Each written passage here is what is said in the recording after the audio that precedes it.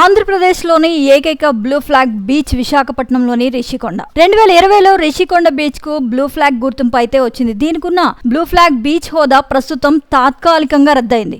ప్రపంచవ్యాప్తంగా ఉన్న బీచ్లలో శుభ్రత, నీటి నాణ్యత, పర్యాటకుల రక్షణ వంటి 33 రకాల అంతర్జాతీయ ప్రమాణాలను దృష్టిలో పెట్టుకుని డెన్మార్క్ చెందిన foundation for environmental education FEE సంస్థ బ్లూ ఫ్లాగ్ సర్టిఫికేట్ నైతే ఇస్తుంది. ఇప్పుడు ఆ సంస్థే రిషికొండ బీచ్ బ్లూ ఫ్లాగ్ హోదాను తాత్కాలికంగా రద్దు చేసింది. దీంతో బ్లూ ఫ్లాగ్ హోదాకు గుర్తుగా రిషికొండలో ఎగిరే నీలం రంగు జెండాను తొలగించడం జరిగింది. మళ్ళీ ఈ జెండాను ఎలాగైనా రిషికొండ బీచ్ లో ఎగిరివేయాలని అధికారులైతే చర్యలు తీసుకుంటున్నారు. మరోవైపు ఈ బ్లూ ఫ్లాగ్ గుర్తింపు మీ వల్లనే పోయిందంటూ కూటమి వైసీపీ విమర్శలు చేసుకుంటున్నాయి. అసలు ఈ బ్లూ ఫ్లాగ్ గుర్తింపు ఎందుకు రద్దయింది? మళ్ళీ రావాలంటే ఏం చేయాలి? అసలు ఇందుకు అధికారులు ఏం చేస్తున్నారు? దేశంలో ప్రస్తుతం ఉన్న 10 బ్లూ ఫ్లాగ్ బీచ్ల్లో రిషికొండ ఒకటి. అసలు ఫిర్యాదులో అందిన అంశాలు ఏంటంటే రిషికొండ బీచ్ పరిసరాల్లో వ్యర్థాలు పేరుకుపోవడం, బట్టలు మార్చుకునే గదుల దగ్గర శుభ్రత లోపించడం, బీచ్ పరిసరాల్లోని పర్యాటకులు నడిచే దారి బాగోకపోవడం, బీచ్ లోపలకు కుక్కలు, ఆవులు రావడం, సీసీ కెమెరాలు సరిగా పనిచేయకపోవడం.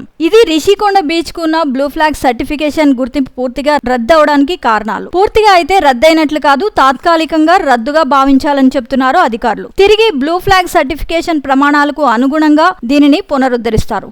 దీనిపై చర్యలు తీసుకుంటున్నామంటున్నారు విశాఖ జిల్లా collector MN Harendra Prasad. 2025 March అంటే ఈ నెలలో రాయల్ లైఫ్ సేవింగ్ సొసైటీ నిర్వహించే ఆడిట్ తరువాత బ్లూ ఫ్లాగ్ సర్టిఫికేషన్ పునరుద్ధరించే అవకాశం ఉందని కలెక్టర్ తెలిపారు.